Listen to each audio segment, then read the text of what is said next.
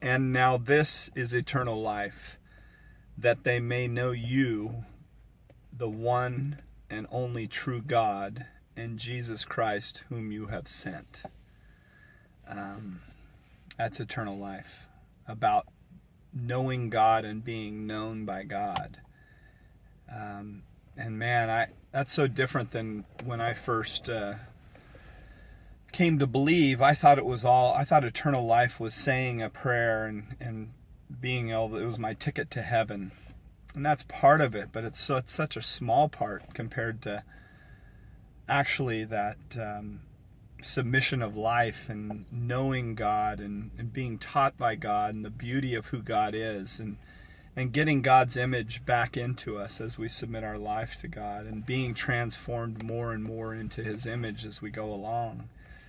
It's such a much more powerful and beautiful place to be, rather than, our ticket to heaven. So that means, just with the ticket to heaven type thing, that means we're just saying that prayer, and it's still a self-centered Christianity. It's like I'm just doing this instead of really being changed and transformed by the power of God,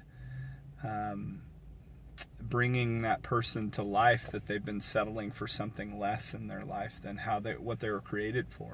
We weren't created for us. We were created for his image being restored in us, and then living that out of freedom rather than being in bondage to that nasty thing called self.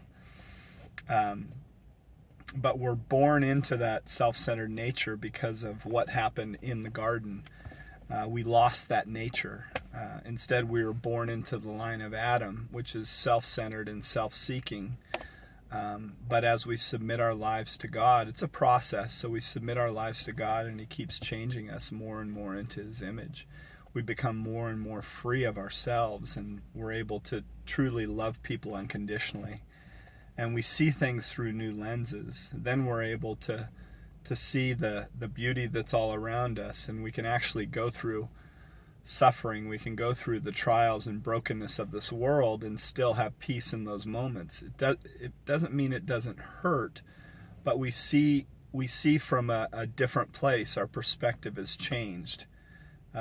Before, all I could see was from my own brokenness, and then what I would do is instead of dealing with that, I would numb myself with addictions or women or whatever I could do to get by in those times, instead of seeing that there's purpose beyond that. It's not all about me. I'm able to take the brokenness of my life and help someone else. That's what it is to be a disciple. Disciples making disciples. Just helping them follow me, following him. That's what I break it down to. As I follow him, I'm helping others to follow too. Man, what a life when you come to the end of yourself and you just say, God, help me. In those 3 words, there's so much power, because you're coming from a place of submission. You're coming from a place of humility. And in James 4:10 it says, when you bow down before the Lord and admit your dependence on him, he will lift you up and give you honor. It's about a submitted life. It's about us trusting him rather than ourselves. It's a kingdom way of living instead of a worldly way, which I lived first 45 years of my life. And I was riddled with fear and anxiety and self-condemnation and all those things. You don't ever have to have self-condemnation anymore.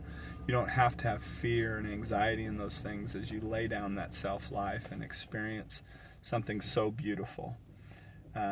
Because we can come back to that place as if we never ate the tree as we submit our lives to God.